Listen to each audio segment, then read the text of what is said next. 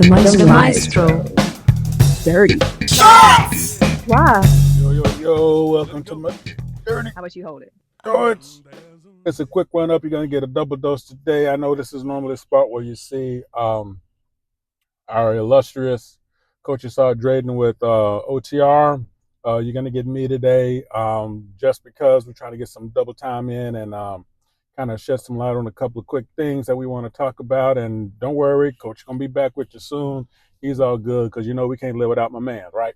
So here we go. Here's the deal. This is a great tournament here this weekend and here in Saudi. And the entire point of, we're going to get more on it later, more detail, but we talk about when you perform and how you perform in that performance. And today, the player that sort of ignited that entire process was the Ills' Tony Henderson. If you look at the stats, and it's something that all of our team seems to try to get out to everybody, if you just look at the stats, you don't get the whole story, but it's when those stats happen that makes it happen. And Tony Henderson's performance today was top notch. And let's want to talk about a couple of quick things. One, let's talk about his performance during the semifinal game, where it was back and forth. Philadelphia got themselves back into the game, which was not surprising because that's the way they play. Coach Dries has a way of keeping the mental toughness as a part of whatever format that he has going, right? Well, what he ends up doing is Tony Henderson ends up taking the ball, doing something not expected. What does he do? He goes for the basket after getting a stop on the defensive possession for the Ill on the play before. Goes for the bucket. I think it surprised the other team. He gets fouled, goes to the line, hits the and one. Basically, at that particular point, ties up the game.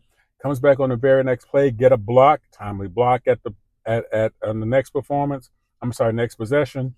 Then they run up, leads into a bucket. Philadelphia gets the lead. They don't look back. That particular moment at that particular part of the game really shaped it. And where did it start? It started with his footwork. Go back and take a look at that particular part of the game. He stayed in balance, and he's kept his opponent, whoever had the ball, in the case of the first block, he made sure that he shot off foot, which allowed him to use his length to go up and get the block, and then turn around with what happened with the possession in terms of being able to get the pass up, and even on his scoring.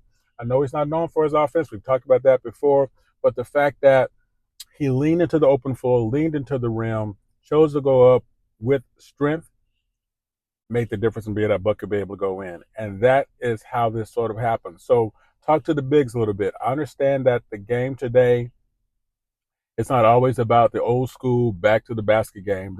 And Marsh and I on SimWorld today have had this conversation before, where you have the game being played more from outside in than inside out, and three-pointer is a part of the game. It's not going away. Totally cool with that. Got no problem with that. But here's what I'm going to say. If you are a big, learn to control the post, learn to control the paint, and as to quote Coach Drayden with his title of his pod, off the rim, OTR, you can make a living there. Be very impressive for you and your team. And that's what we saw today. Stay tuned. Got a lot more coming up here. Some more on today's tournament here in Saudi.